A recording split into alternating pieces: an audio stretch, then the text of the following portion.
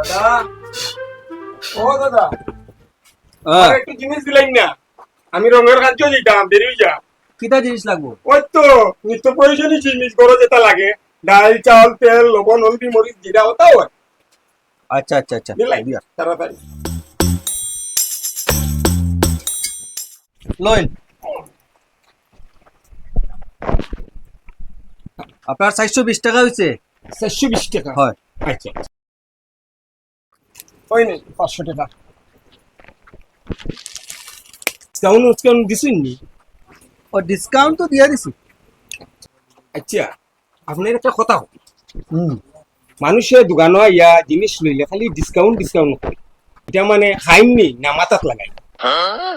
আহ, भाई मारो मुझे मारो मारो मुझे मारो मारो ভগবান।